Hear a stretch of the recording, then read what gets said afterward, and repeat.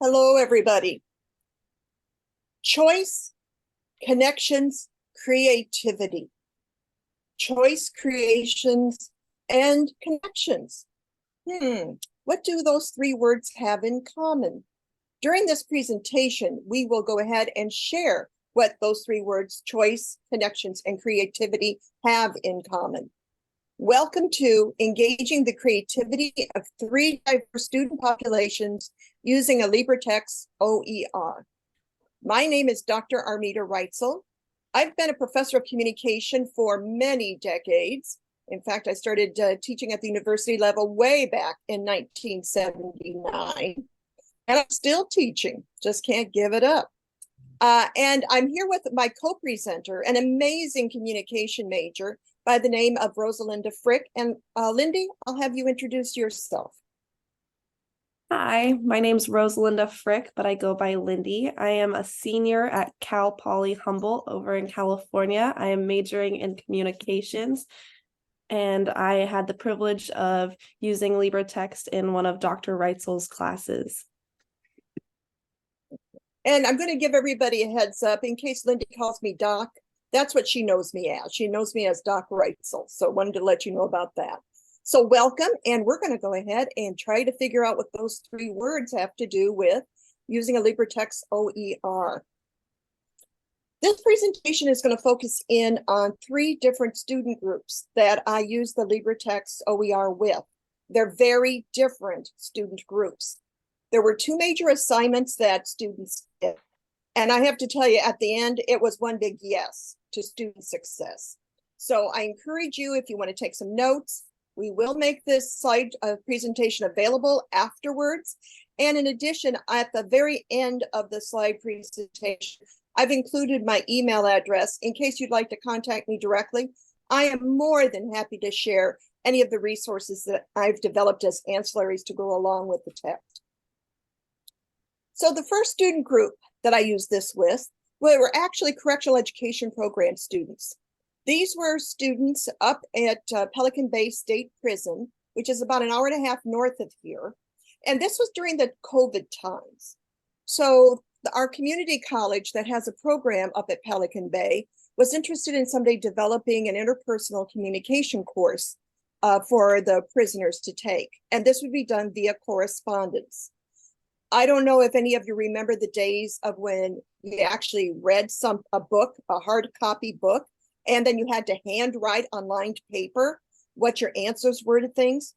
That is a situation that my Pelican Bay scholars were facing.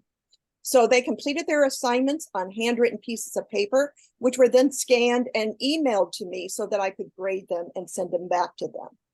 So they used the OER I'm going to share with you in just a moment. They used the OER in that type of format.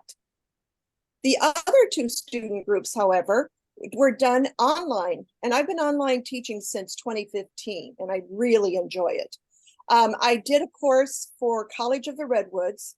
It was a freshman level class, and it was done asynchronously online. And then I did a similar class at Cal Poly Humboldt, which used to be Humboldt State University here. And it was a synchronous online course. So it was really, for me as an instructor, an exciting time because I was teaching three different populations in three different modes using the same open educational resource. So the particular resource I used in the interpersonal communication class was a fairly recent one that was published by LibreTexts. And this was done through the community college system in the state of California. So I was one of several authors that put this together. And as you can see, the focus of this was, quote, with an eye to the lived experience of college students. We specifically wrote the text that way so students could relate. And Lindy, as a student, would you share what some of the students responded with in a learner survey that I administered to them? Absolutely. The students said that they enjoyed that it was easy to read the writing style. It was clear, manageable sections in the LibreText, current and timely examples. The narratives were shared by the authors. the diversity and inclusivity of people represented in the visuals, and the acronyms for remembering key principles and definitions. So these were comments from learner surveys that I received from all 3 different student populations, that they found the OER easy to understand, it made sense, and they liked the writing style because it connected with how they learned best and their own writing styles, which will become important in just a moment. So one of the things that I wanted to do, because of the student populations that I had, and this was during COVID times, is that rather than rely on a lot of quizzes and exams, that type of assignment, I really wanted the students to have some choice and to connect their experiences with the material in the text. I wanted them to really deal with the material and think about it, take it apart, put it together, connect, and all that kind of stuff. So the first thing that I did was I developed something called a 3R essay: read, reflect, report. And in this case, the idea was that students at Pelican Bay State Prison would read the text. They would find something in the chapter that really resonated with them, something that stood out to them. They would do a reflection on that part and then report out how it connected to their own personal experiences. So even before I used this at the community college or at the university, I was using this with my inmates through that correctional education program. Then I modified it. I took it a step further. So this turns into the assignment that I'm going to talk more about. If you want to get that student voice, really make this open education. And that was the creation of an interpersonal communication e-zine. And what do I mean by e-zine? It's an electronic magazine. And so this kind of got students out of their comfort. Would you agree, Lindy? It got students out of their comfort level because you probably never had an assignment like this before. Am I right? Yes, I would agree with that. Yeah, and I tend to do that kind of thing. I like to push the boundaries a little bit and get students excited about something different. But back to the read, reflect, report essays. The idea again was to identify key ideas in the chapter, to explain those ideas, and to connect. But look at the bottom bullet point there. To apply those concepts to your own experiences or observations, or to another article, perhaps they've read, maybe a newspaper article, a song, and or a video. So I was pretty generous in what kinds of connections that students could make with this. And again, I think it made that open educational resource really come alive for a lot of my students. And so, Lindy, would you share an example of something that you did? Because I use this also in my college classes eventually.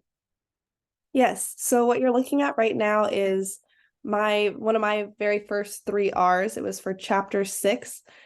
The assignment was very broad and let us be creative. It took a lot of pressure off of it, off of us. The word essay is sometimes scary, but this was really just opinion based. The first part of the assignment, we would pick a part of the chapter that we wanted to write about. And so I chose chapter 6.6, the section for ineffective listening practices. Then I wrote what I wanted to write about: selective listening and pseudo listening. I defined those terms. And then I got to do the fun part, which would be, oh, can you move to the next slide, Doc? Oh, thank you. There you go. Which would be write about how selective listening and pseudo listening takes place in my own life. I did relate it back to a book that I had read at one point. I talked about my personal life. I really was able to intertwine my interpersonal, and it seemed very conversational and an easy assignment to do in a way, because you're just talking about yourself and your own experiences. So it was a way, Lindy, would you say that you could take what you knew and actually apply it? And so some of that reading you have to do in a textbook made some sense. Definitely. Put it into perspective much easier. Good, thank you. So then what I did is take it a step further with my 2 university classes, but I'm going to focus mainly on sharing examples from my Cal Poly Humboldt class, which was the class that Lindy took for me in spring of this year. And I developed the idea of an e-zine, the electronic magazine. So the idea was that they were going to teach. So the students became the teachers in this case. The students were to teach others about the principles and practices of interpersonal communication. They were to develop and write 6 different articles on the content of at least 2 chapters. So the students could choose 2 chapters they found especially interesting. Then they would write typically 3 articles on those 2 different topics. Now, some students went above and beyond the call of duty here and did a lot more than what I expected, but that was what I was looking for, and that's what I was grading on. Now, I tend to be a very visual learner, and I love playing around on this platform called Canva, not Canvas, Canva, C-A-N-V-A. And so I even did my background here for the Zoom background. I put that on there and made a video. But I like it when students can apply visuals, in addition, a different kind of rhetoric to what they're learning about. And so they created an e-zine specifically on 6 articles. They had to design a magazine cover for their e-zine, and they had to construct a table of contents featuring a relevant image or meme, as well as listing the articles that were in the e-zine. So essentially, this was their first foray into becoming a magazine writer, a magazine editor. And so I was really looking forward to this. I was going to require just a magazine cover and a table of contents with a visual, and the rest were supposed to be just your typical little 1-page essays. That's what I had thought was going to happen. You're going to see what really happened in a moment. They were supposed to review and give feedback on the e-zines and progress of the members of their Zoom group. So there was interaction among the students, giving each other feedback along the way, which I think is a very important thing for open education. They had to give a presentation, since this was a class in communication. They did a short presentation on their e-zine, and then they had to do a feedback activity where they gave written feedback to a colleague. So as you can see from the get-go, students had to share their favorite e-zine article along the way. So I wanted to share with you the fact that I always go ahead and I make samples. I make examples of what students need to do. So I showed students, this is what I started with. I went to Canva, and this was a basic fashion magazine template. I thought, okay, I can start using this. And then I started playing around. And it didn't take me long, honestly, believe it or not, to create this. This was the sample Communication Climate magazine cover that I created for my sample for the students to use as a template. It was very easy to do. It looks complicated, I know, but using Canva made it a very easy thing to put together. And I think it really does look like a magazine cover. The picture was an open resource type of picture. I added all the different topics of the articles that I was going to present in there.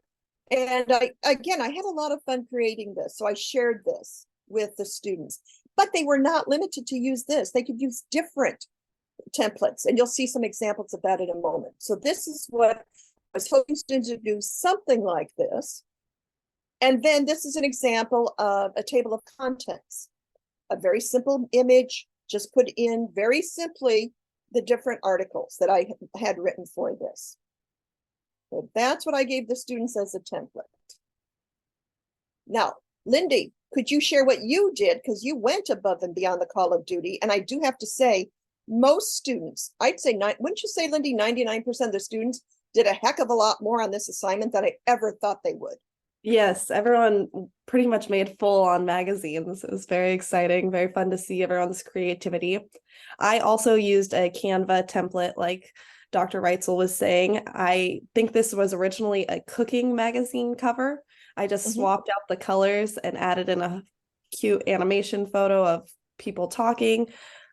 This cover really set the pace for the rest of what my magazine was going to look like visually. So I spent a lot of time figuring out the color concepts and the animation.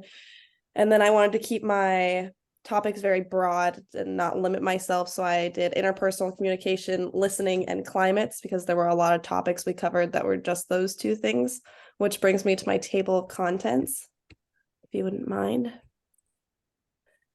table of contents, I went over listening, climate, empathetic listening, exercise and climate. I wrote about a SOPA recipe and then interrupting. And as you can see, I did a little bit more than just the 4 or 6 articles required. I made, I think it ended up being a 24-page magazine. Yes, give me a lot of reading to do, Lindy. Yes. And then would you go to the next slide, Doc? I'm actually going to do article 17, page 17, interrupt. I'm going to interrupt for a moment to talk about the SOPA recipe. My students during one of our Zoom sessions, I shared with them, I had taught a class one time called Breaking Bread, the Rhetoric of Language, Culture, and Food, and how so much of our interpersonal communication took place around the dinner table, and there were family traditions. So a lot of the students in the class decided to find a family recipe and include a family story along with it as part of their magazine. And that's what Lindy did here. Yes. So I wrote, here's an example of one of the 3 R's, like chapter 6, I also wrote a 3R on climates, high and low context communication. I put in the little infographic of weather and then made the connection that climate's not about weather, it was about communication, and dove into the different ways we understand each other's climates. And then the next slide is actually the SOPA recipe that Doc was talking about. I went in and told an interpersonal communication story about my mom and how my abuela had taught her how to make sopa and how it was passed on, and that there wasn't technically a recipe because we change it every time we make it, but here's like a vague recipe that you could follow along. I put in a photo of what it looks like, and then I wrote step by step like you would find in a cookbook or an actual magazine on how to cook it. It was super fun article and made sharing a personal experience very easy and fluid. And just listening to your voice, Lindy, as you're explaining that enthusiasm is coming through. And even today, months later, you still seem pretty excited about it. Plus, since I'm going to make this available to everyone, you could try out the SOPA recipe yourself if you have time. Do it during the holidays. Okay, so I wanted to share one more example. This was an example of another student who did an article about when your emotions make sense. And what was really nice and how I knew they were connecting it back, students specifically connected their writing to areas within the LibreText that I was using. So you can see here, I highlighted, this is something directly from LibreText, and then the student was using it as a foundation. And then this is the second part of the same article that was written there. And wanted to share one more quick example here. I'm not going to go through it in great detail, but that shows you the creativity of my students. I just couldn't believe what I was reading. This went so far above and beyond my expectations I had for the assignment. This is a student who was very interested in English as a foreign language. She was going on for her master's degree in this after she graduated from Cal Poly Humboldt. So she focused in on the chapters on language, both verbal communication and nonverbal communication. And she created these, I mean, these look like genuine magazine articles. In fact, they look better than a lot of magazine articles I've seen. So students went above and beyond expectations. And I think that they really, really got into the LibreText OER because it was a very open type of assignment for the students that they could really put themselves into. So at the beginning of this presentation, I gave you the word choice. I mentioned the word connections. And the third word I mentioned was creativity. Well, I think choice, connections, and creativity, what do they have in common? Well, it's not just beginning with the letter C. It really is what I think we as educators want to see in our students. We want to give them choices. We want them to make those connections. We can help scaffold and support them, maybe through our questioning or our examples. But we want, at least for me, I want them to make the connections themselves because it's more meaningful. And to make the assignments not just fun, but really, truly embed those experiences within students. Creativity in different ways is so important. So I think that the words choice, connections, and creativity lead to the importance and really embody student voice, which leads on then to student success. So I'm pretty good as a speech teacher. It looks like I've got about, we've talked 20 minutes, Lindy, and I've got 5 minutes left for questions. So we're going to go ahead, and we would like to, Lindy, on behalf of Lindy and myself, we would like to thank you for attending our Open Ed 23 session, engaging the creativity of 3 diverse student populations using a LibreTexts OER. And here is the information where you can reach me. Like I said at the beginning of the presentation, I am more than happy to share any of the materials. I've actually taken some of the assignments a step further. Lindy is my teaching assistant this semester in my 2 public speaking classes I have. And I created a new assignment using another OER for that class. And students are doing what's called my own illustrated glossary entry, where they're finding a word, a concept, they're showing me how it's defined in the text.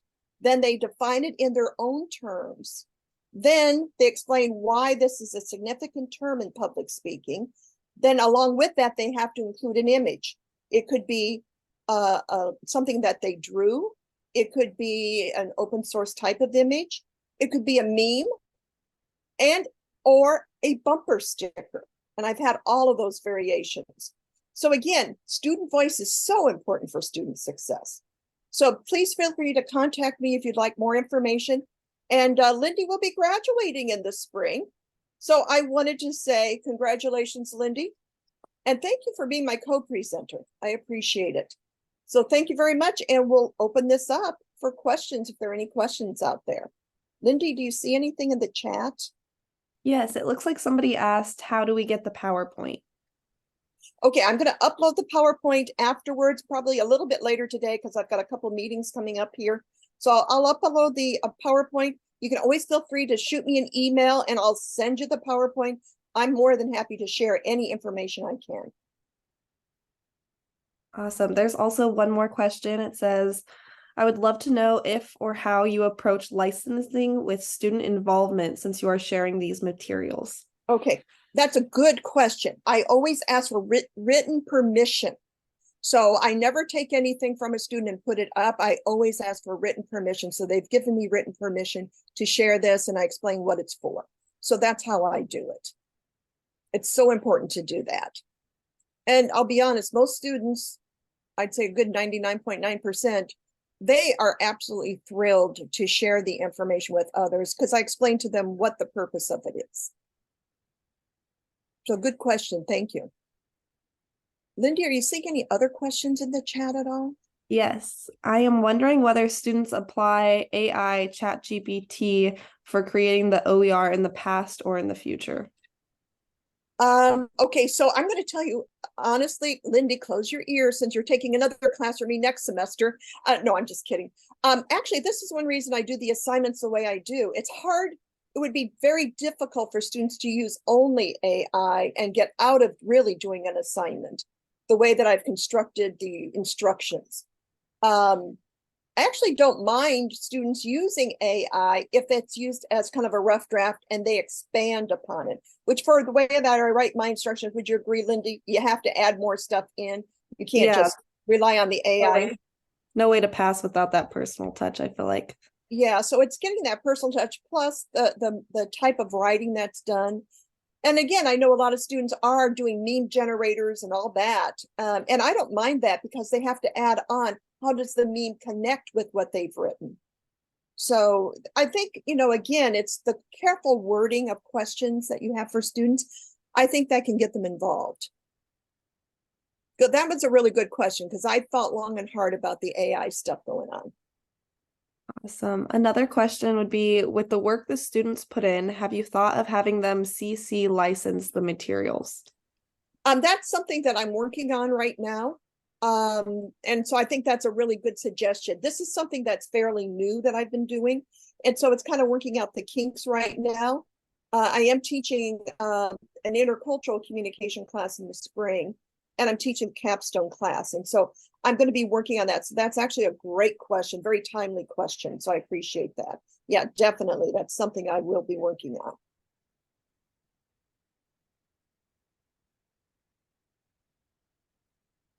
Any other questions or comments out there? Lindy?